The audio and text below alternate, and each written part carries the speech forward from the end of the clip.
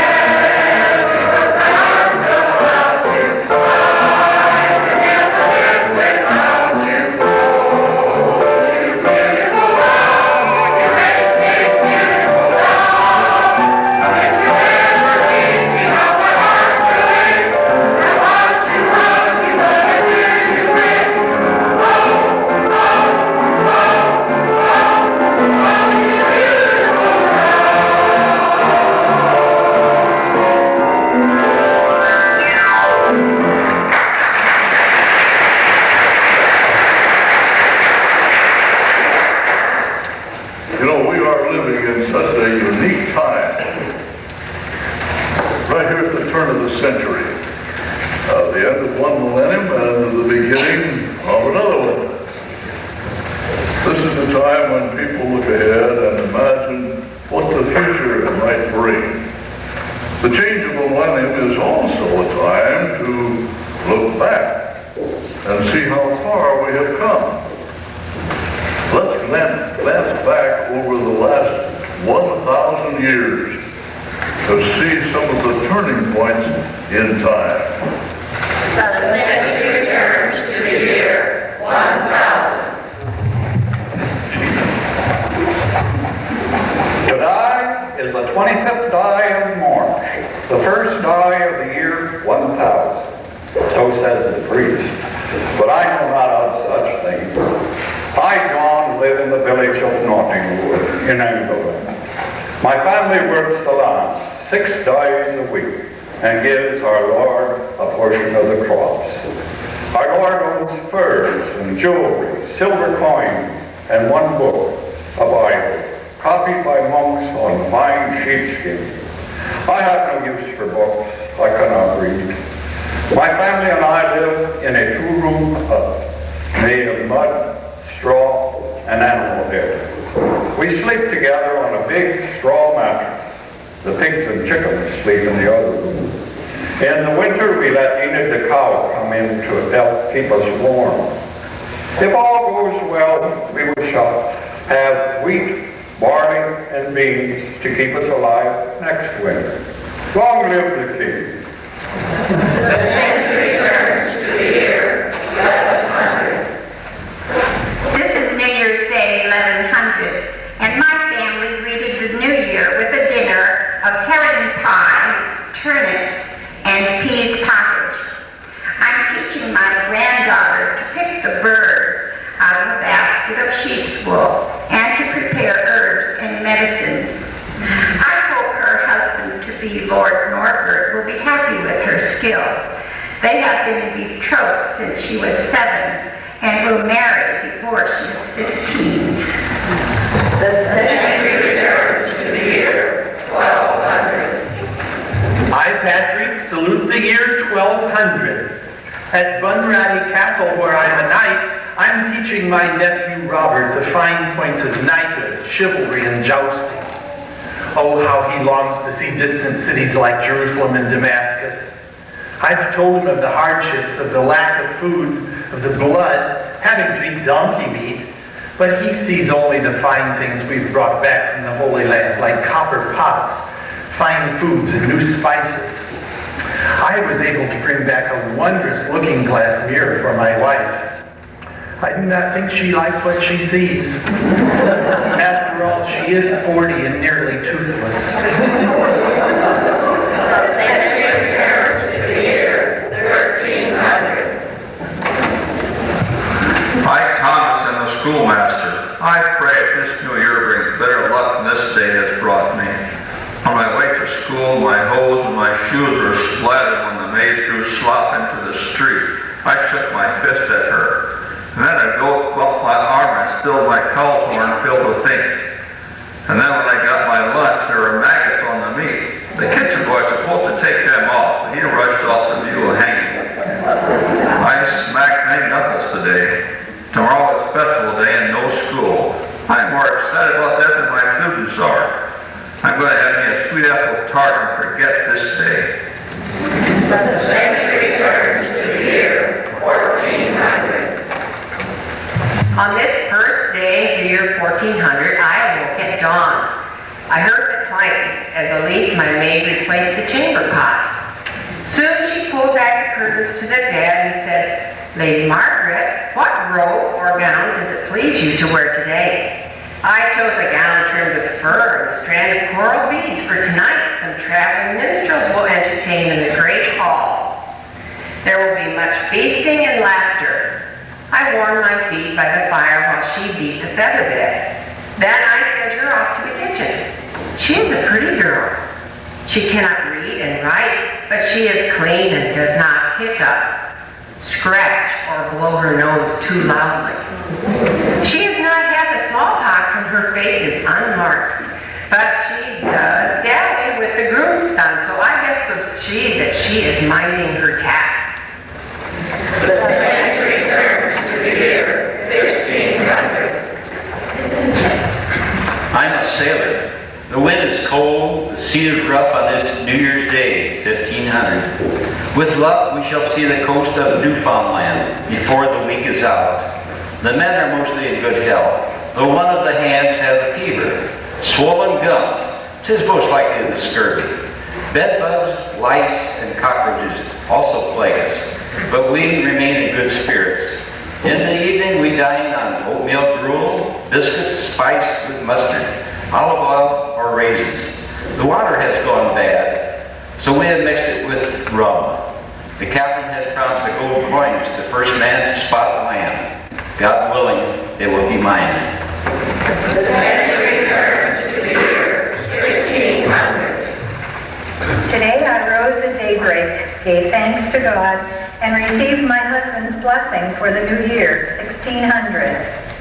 He taught the children Latin and French in the morning, while I played upon my lute and concentrated on my needlework. The barber came to trim his beard and treat him for baldness, using a mixture of garlic, honey, and wormwood. After 3 such treatments, however, I don't see much difference, except in his scent. After lunch, we are going by coach to the south of London to see a pageant. When we return, it will be time for supper. At the table, I'm learning to use a fork to serve myself, just like the Italians do. After supper, we will read from the scriptures and sing from the Genevan Psalter.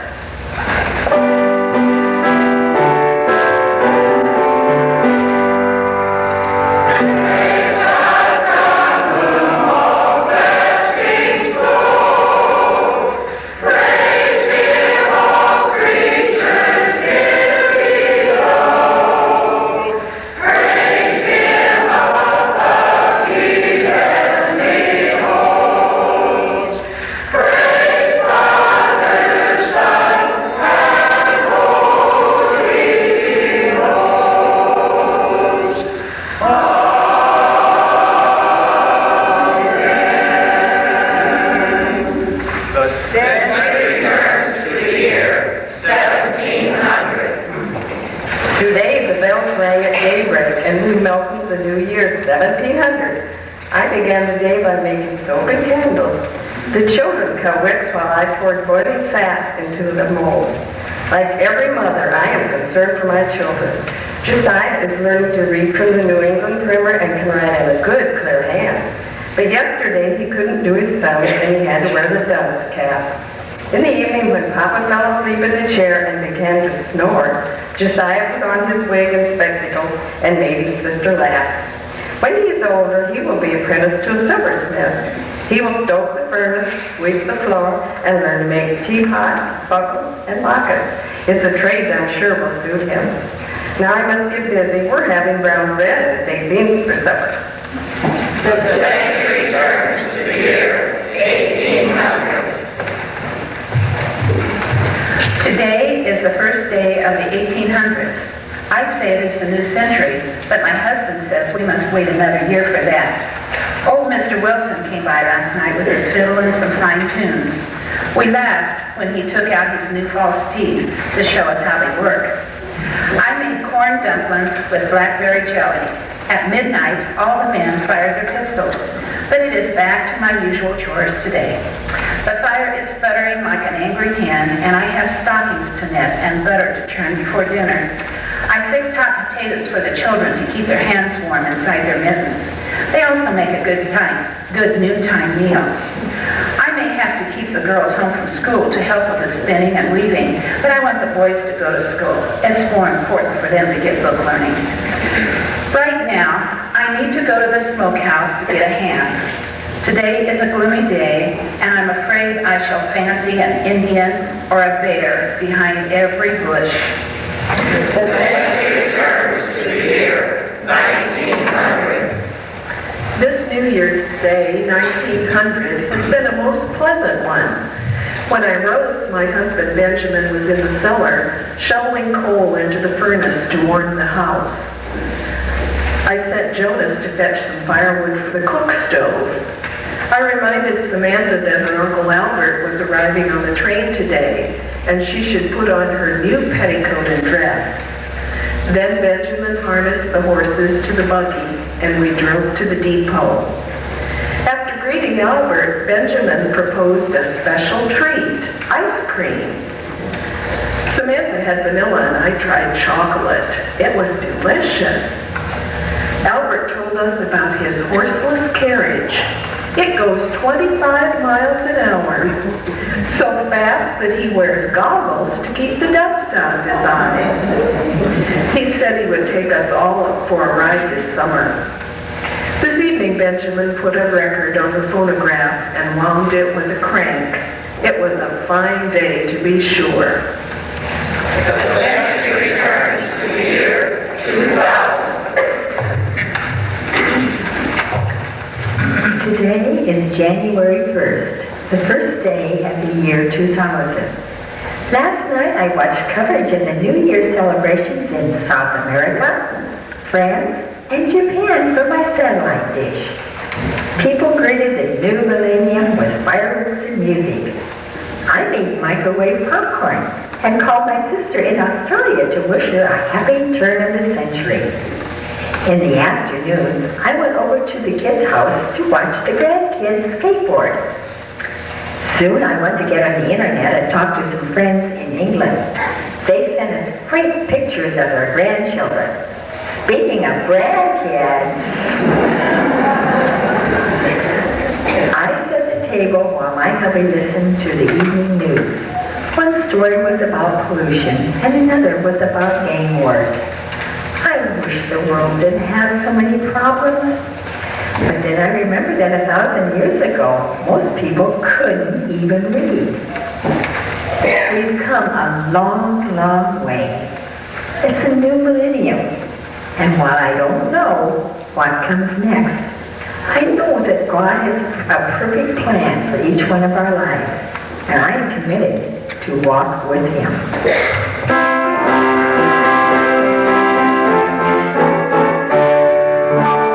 Thank you.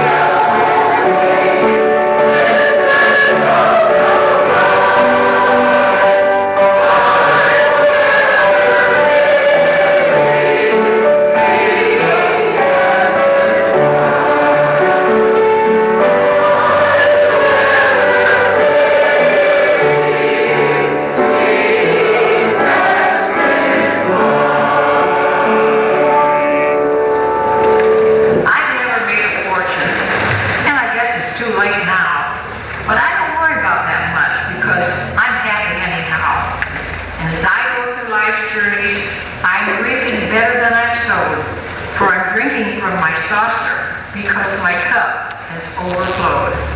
I don't have a lot of riches, and sometimes the going's tough, but I've got a family who loves me, and that makes me rich enough.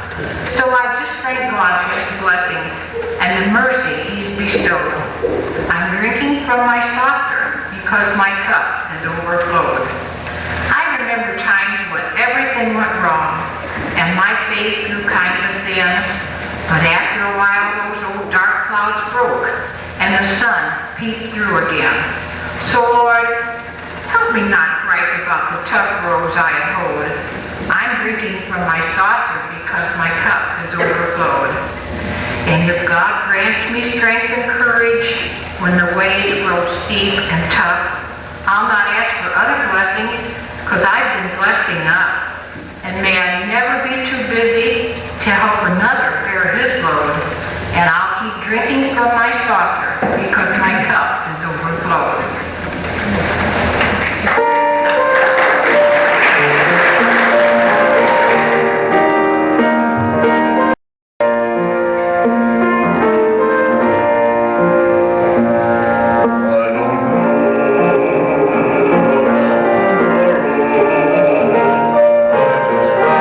I don't know.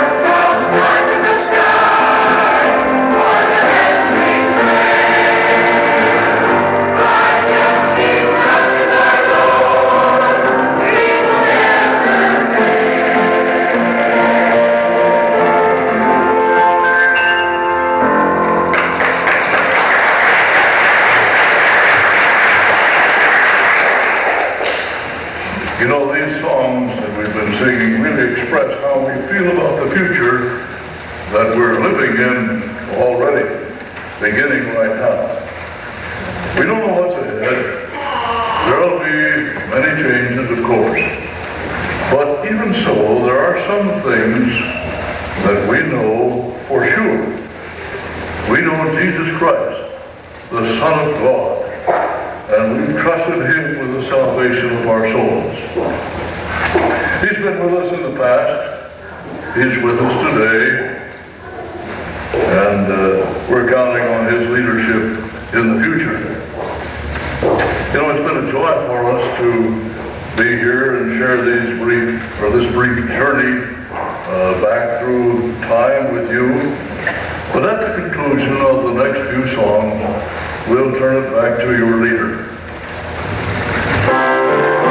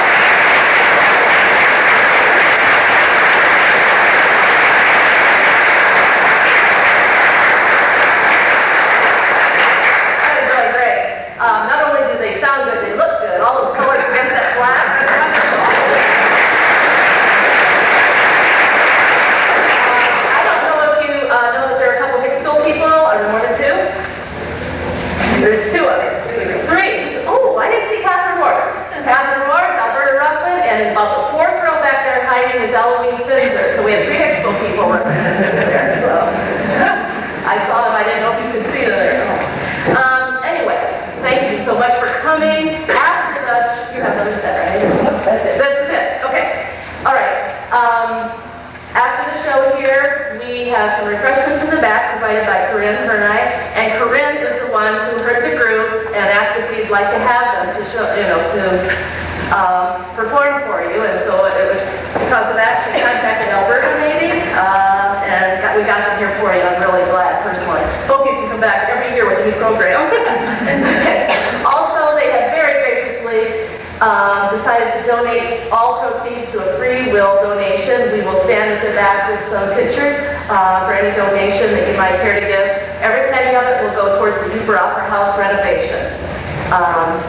So thank you so much for coming. I really appreciate it, and we thank the senior saints for singing for us tonight. They were